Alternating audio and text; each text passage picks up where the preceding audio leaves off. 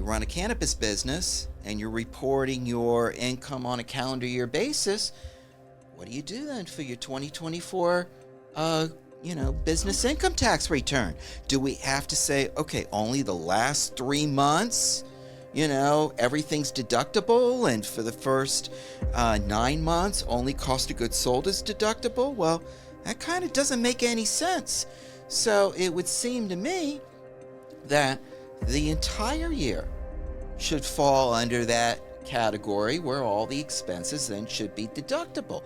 Well, if that's the case, then what's not to say that same logic should apply to previous years? I mean... Yeah, look, you had me at hello. I'm with you 100% unequivocally. Your argument is 100% sound, and I'm on the side of cannabis here with the year. But jumping into the previous years, that's a little bit of a stretch.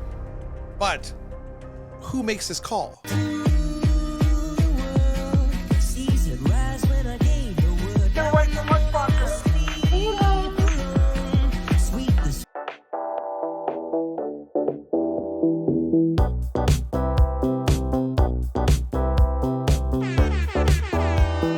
from the CWCB Expo, New York City, I think we did like 16 podcasts there, Eric. Is that right? 21. And we met some incredible individuals. I don't believe we met any tax attorneys, though. No. So we have a really, really, really valuable group here today. Jeffrey Kahn. And the name of the law firm is? Law Offices of Jeffrey Kahn, PC. And family. And family. And you are? I'm Jeffrey Kahn's daughter and also an associate attorney at the law office. And this... Did they give you a name? If you're out there, you're probably in the cannabis industry or looking into the cannabis industry or some evolution of being involved in cannabis enterprises. We were talking before we started recording this podcast, and this is a very valuable podcast because the first thing that you should do after you get out of bed and you have an idea in the morning is to contact a law firm, and Jeffrey and them specialize in this actually, as well as many other things, and figure out how to structure your business, your enterprise, your LLC, your activities correctly, because that in and of itself will save you tremendous amounts of problems in the future. But we can get into that as we go. But first of all, I want to tell you about them and where they went to law school, how you guys got involved in cannabis. So who wants to start? Just a little bit of journey as to start with where you graduated law school and then how you ended up in cannabis. Sure. So I go way back, so like about 36 years, and I graduated from University of Miami.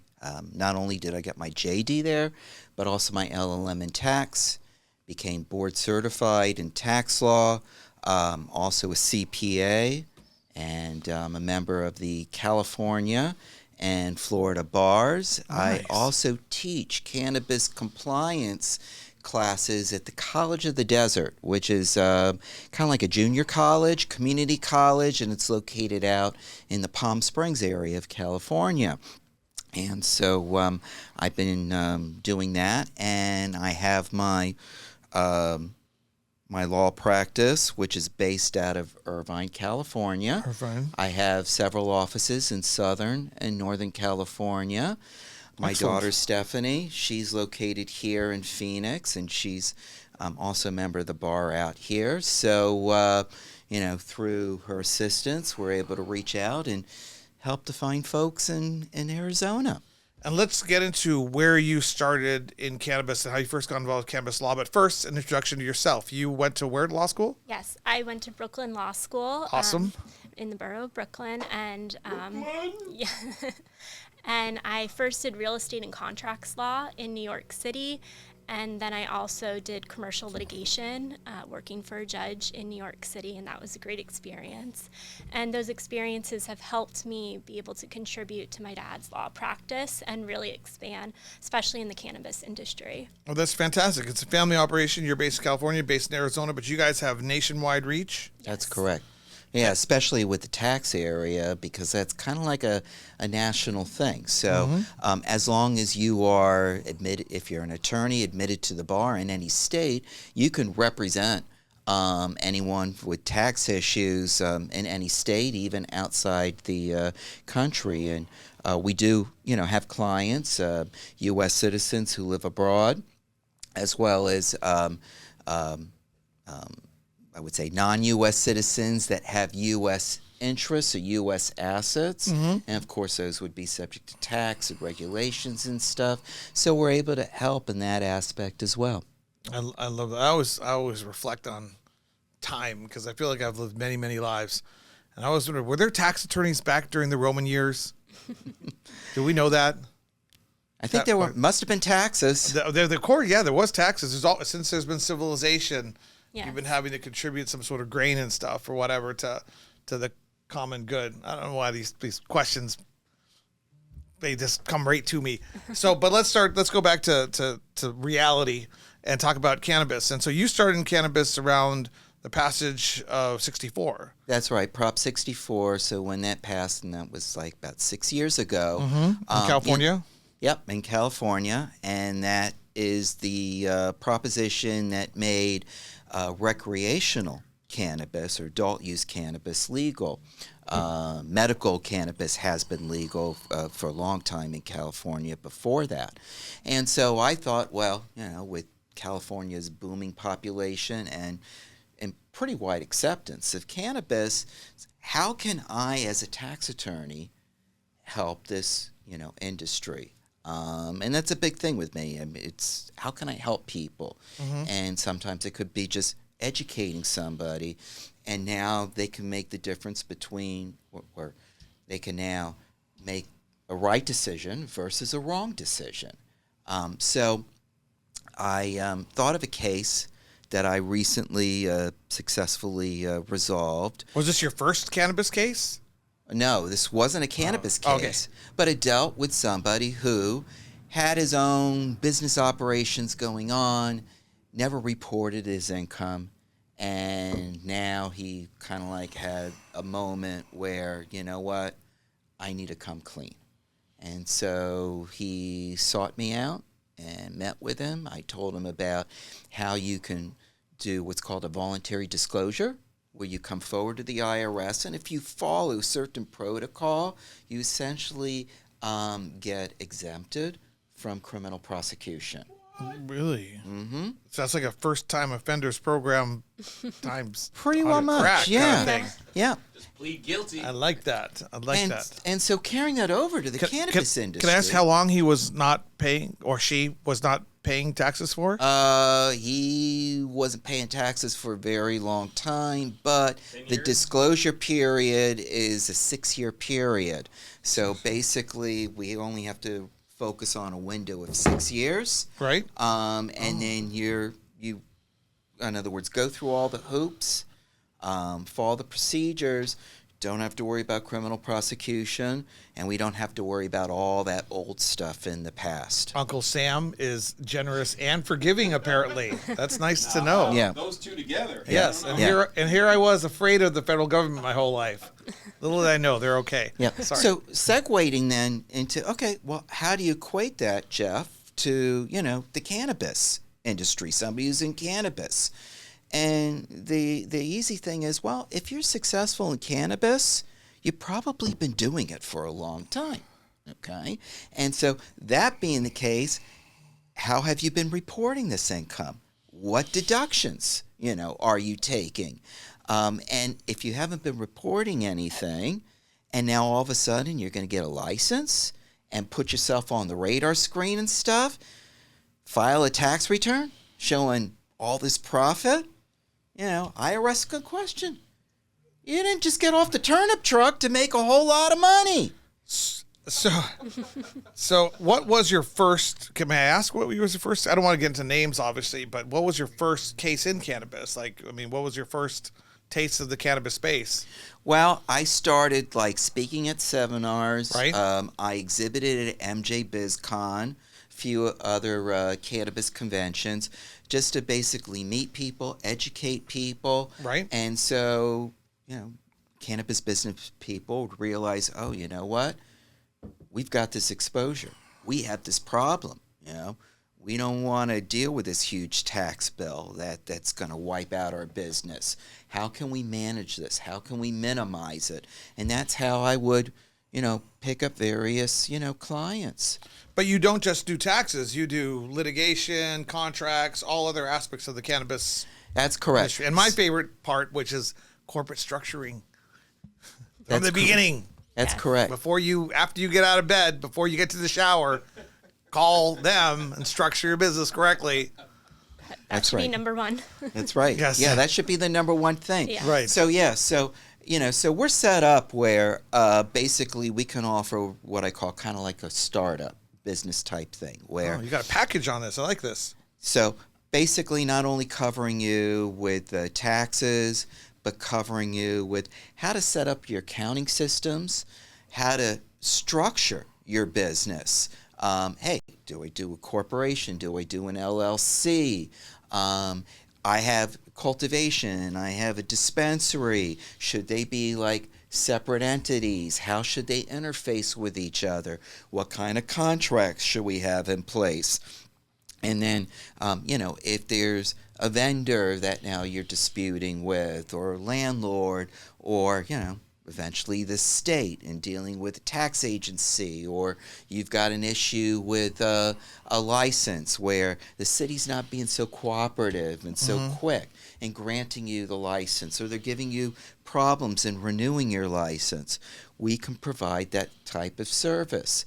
And, it's something that can be done where, hey, look, we can come in on a kind of like a pay-as-you-need us type thing. I just think you should and not give you a percentage of the necessarily- business. Can you take a percentage of the business? Yeah, I mean, it can be structured where I could take a ownership interest or something like that. But yeah, Really? Yeah. Might have a deal for you. yeah, Interesting. No, because obviously, I mean, for those of us who know, first generation laws, first generation regs, first generation ordinances, first generation everything are just, nobody knows what to do. And in the end, it's all law. And so everybody needs to work closely with their attorneys. So you better find some attorneys that you like, that you can trust, that you can communicate well with, that communicate well with you. And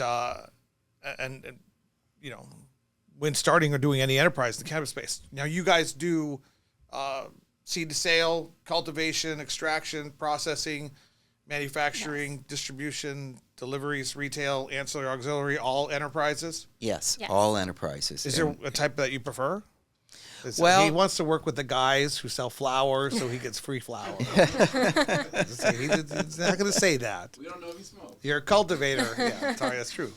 Sorry, go ahead. Sorry. So, talk too much. well, I like to solve problems. I like to help people in all the different areas and marketing or channels that you've mentioned about. Some are going to be more challenging than others. So, like if we just focus on the tax aspect,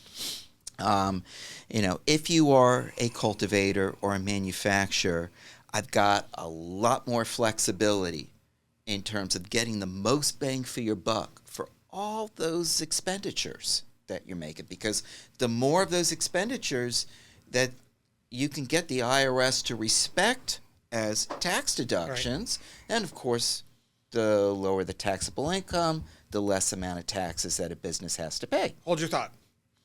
Tagline. Learn how to deduct your META membership in 2024. Coming soon. And beyond. Yes. You just got me thinking about that. Okay. We can get them to deduction. Well, we're going to get to rescheduling. Yeah. Sorry, go ahead. Yeah. Go ahead with Yeah. what you're saying. Yeah, no worries. So anyways, so if you're a manufacturer, you're a cultivator, I've got a lot more flexibility on getting more tax deductions or more of your expenses tax deductible versus if you are a dispensary. It's a dispensary. It's a lot more challenging. It's limited. But there are some creative ways that we can go ahead and pursue. And, that's kind of like how I like to look at different challenges and problems, kind of think out of the box. Right. And this year is going to be every single enterprise, plant touching enterprise in cannabis is going to be consulting with their CPA, their accountants, their tax attorney, or some trained professional, because something's going to happen. We all believe that Schedule 3 is going to occur this year, and that perhaps makes the entire year of activity deductible in a new way? Yeah, it's possible. So IRC, Internal Revenue Code, Section 280E, is a section that basically limits what cannabis businesses can deduct. And essentially that came from a tax court case back in the day. Didn't deal necessarily with cannabis, but it dealt with a taxpayer who had a business that was illegal, generating income, and he got audited, and IRS said, well, whatever income you earned, you're going to have to report, but we're not letting you deduct any of your expenses. And so he went to tax court, and the argument was, well, essentially, by the IRS not allowing me to deduct my expenses for my business, you're essentially saying that this is not an income tax, but it's a gross receipts tax, like a sales tax. Mm-hmm. Well, that's unconstitutional. And the tax court agreed, and they ended up ruling that this business person was entitled to deduct the expenses relative to his business because, by the way, under the tax code, whether your income is legal or illegal, it's still subject to tax. Right. So, I dig that. So Congress didn't Eric, like. you're gonna have to pay taxes soon, buddy. That's right, man. Deep pocket. So Congress didn't like that result, and or I should say IRS didn't like the result. They complained to Congress, and Congress then passed IRC 280E. Okay, so I'm an enterprise out there. I'm a cultivator. I'm thinking to myself, wow, I need to contact him because if this gets rescheduled in October, and all of us predict it'll be like sometime between like July and October, what I was doing back in January is now deductible. Do you see that happening? I mean, Well, we're all guessing now. Yeah, we're all kind of guessing. We need to see You can force the issue. Yeah, we need to see, what comes out in the final rule, when it comes out, okay? But one of the things that I think about is, okay, let's assume that the final rule comes out in October, and it says cannabis now is rescheduled to Class 3, okay? Right. Well, if you run a cannabis business and you're reporting your income on a calendar year basis, what do you do then for your 2024 business income tax return? Do we have to say, okay, only the last 3 months, everything's deductible, and for the first 9 months, only cost of goods sold is deductible? Well, that kind of doesn't make any sense. So it would seem to me that the entire year should fall under that category where all the expenses then should be deductible. Well, if that's the case, then what's not to say that same logic should apply to previous years? I mean, the fact that, cannabis got rescheduled now. Yeah. Look, you had me at hello. I'm with you 100% unequivocally. Your argument is 100% sound, and I'm on the side of cannabis here with the year. But jumping into the previous years, that's a little bit of a stretch. But who makes this call? Who is the person? So it goes. I don't know the processes as well as the government and how it works. It goes Schedule 3, and is there an administrator at IRS, or does Joe Biden call down and say, "Hey, I know it doesn't happen this way, but theoretically, somebody in Congress, who is the person that's making this call?" And I'll tell you why we need to know that in a second. How does that work? So basically, what the IRS can do is if there is a change in law or a change of rule, let's say like by one agency or even a court ruling, the IRS could say, you know what, in order to kind of like have a more effective administration, not tie up as many resources, we are going to act in this fashion. And usually when stuff like that happens, IRS says, okay, taxpayers, we're letting you know we're making this change in how we look at things, but it's only going to apply for a certain period of time. So that means now if it's a result that you got to file an amended return, and Right. IRS says, okay, file this amended return, do it within like the next 6 months or whatever. Yeah. Put this notation, this footnote or whatever. Now we have guidance. Now we have authority. And of course, if you've now filed returns in the past, and by filing amended returns under this, hypothetical new guidance or authority that comes out, Yeah. you have the ability now maybe to get money back from the government if you already paid it, or you've got an existing liability. It's now going to get lower. I love this. I'm going to get you some people to poke the bear, okay? Because this is going to be fun. Because you're poking Uncle Sam, you're poking the federal government. The reason I was asking that question, and I'll go back to that in a second, was is it the director of the IRS, a committee of the IRS? Who is the person that ultimately will be making the call? I mean, who do you think? Do you know? I don't know. I have no idea. As to say, you know what? It's Schedule 3 now, and obviously we're not going to, argue the point. It is, things are now deductible. We might argue the point if it's only for the last 3 months of the year, and we'll definitely argue the point as to whether it's retroactive to previous years. But I'm going to say this. Is that Congress? Is that the president? Is that the IRS? And if so, who in the IRS? Well, it could be any one of the above. Typically, Civics here, lessons. yeah. So I'm learning. typically, okay. Good question, huh? Sorry. Yeah, no worries. I got to give myself a pat on the back for the question. That was good. No, good question there. All right. Good question there. So I would say whoever's the one who's doing the reach out, okay, where you're looking for a change, you're looking for certainty, who's that person? If you are like a general public or business person, you're not going to be writing to the commissioner of the IRS. Right. But you should be contacting your congressman. Okay. And telling your congressman, hey, look, cannabis got rescheduled. It should affect my business or impact my business, whereby I'm paying taxes like any other business. Right.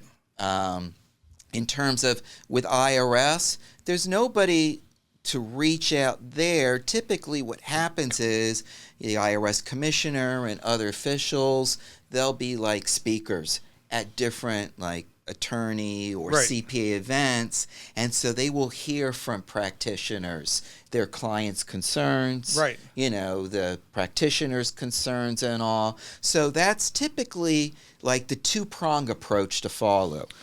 Professionals Right. will go that route with IRS officials. The public, businessmen should contact their congressman. And excuse my ignorance, but there is a top dog, top of the pyramid, somebody called the commissioner of the IRS. Commissioner of the IRS, Do they have a name? Danny Warfel. Email, Danny. contact, address for Danny, the commissioner of the IRS. We're going to send him this video. Say, Danny, you need to listen to this guy because he's going to straighten out a lot of problems for you. Okay. Oh, look, there's his email. We'll send it over to Danny later. Thank you for that. Okay. So, all right. so I look forward to you helping straightening out this mess for the IRS and for the companies that you work with, that you're in contact with the IRS. And I'm 100% in agreement with you that it makes absolutely no sense to do it just for the last 3 months of the year. And it should be retroactive to January 1st of 2024. If I may, because just a little test here. Yeah. Give me your best argument, counselor. I'm the judge. Okay. Your counselor. Why should this be retroactive to 2023? The IRS has now said that your client gets January 1st, 2024, the whole year to deduct things like a normal business person. Why should we give them back the money for 2023? Well, I'm not going to jump to that conclusion right That now was a good without question too, seeing right? the final rule. Okay. Okay. That's fair. All right. But maybe the key is, and when Danny gets this by email, Danny should look at that issue to give a specific ruling ahead of time, so that there is no controversy. You know what I'm saying? So people don't, even if they say it's not retroactive to 2023 or 2022 or 2021, you could still challenge that. Mm-hmm. Because it's just a commercial rule. Yeah, if there is, again, you've that's got a lot of money. You've got to be based on some kind of authority, based on some kind of school of thought. I guess, kind of like if you're looking at like common sense Right. type thing outside, the actual labeling. Okay, I mean, look, if it's whatever the label is, that's what it is, and that's the law that's going to apply, and that's it. Well, then you're kind of stuck, there. But if the label really doesn't matter, but it's like, what is the characteristics of having that label, of class 1? Well, what has changed, other than a new rule recognizing that cannabis would be class 3 instead of class 1. I mean, nothing's changed with the product.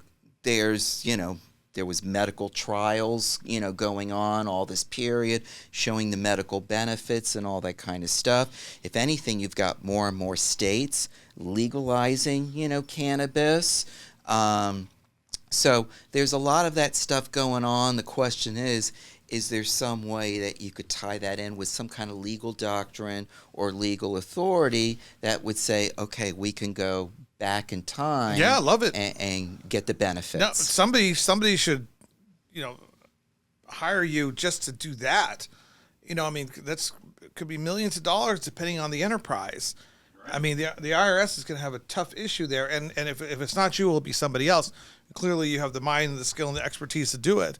So I think that's going to be really exciting to see where this goes. Yep. Well, that's why I want to see what that final ruling looks like. Yeah, I hope you get them too.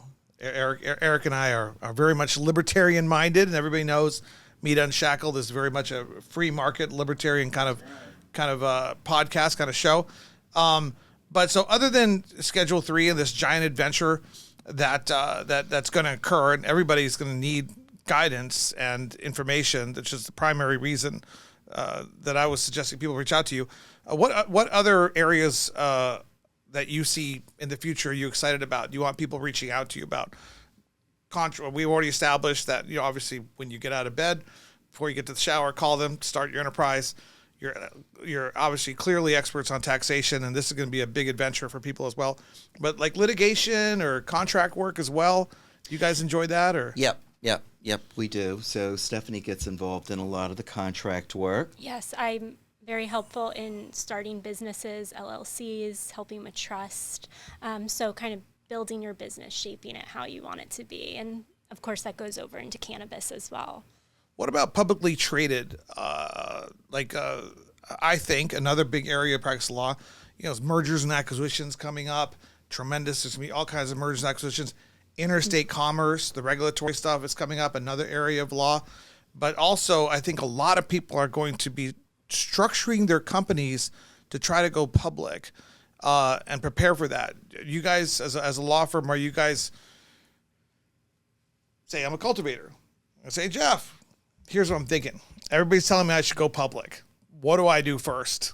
And obviously you're going to say structure your company correctly first. Let me help you with that, and you guys can do that. Right. But what do you think about that area of law too? Is that something you guys... So that's something that I can help consult and kind of like set up for.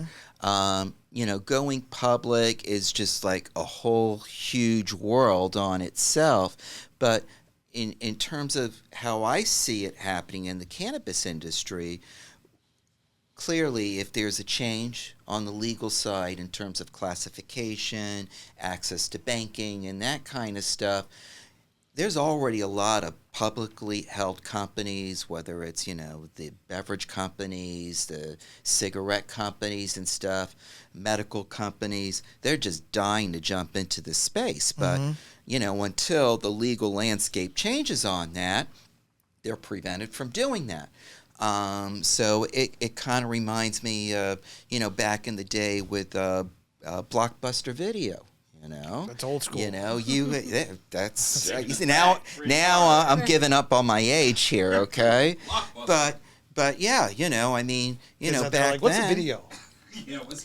Yeah, back then, you had all these independent, video outlets, okay? And the idea came, hey, if we, set everything up on a uniform system and make it easy for people to find and check out, their videotapes and stuff like that, that's a way to go ahead and build an empire.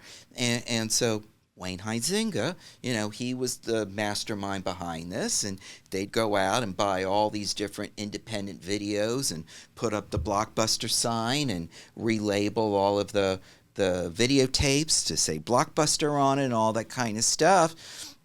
And that's how, he built that empire. Well, I would think the same thing would happen with cannabis, where if you are a successful, entrepreneur. I'm listening. Are you listening? I am.